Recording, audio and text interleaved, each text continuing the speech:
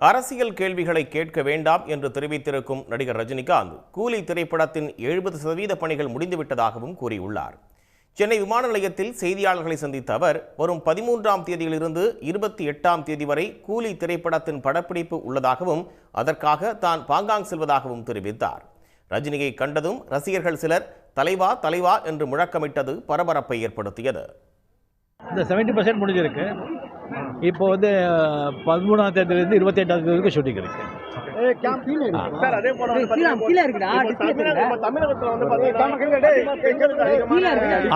அரசியல் கேள்வி கேட்க வேண்டாம் ஆல்ரெடி சொல்லியிருக்கேன். Okay, thank you.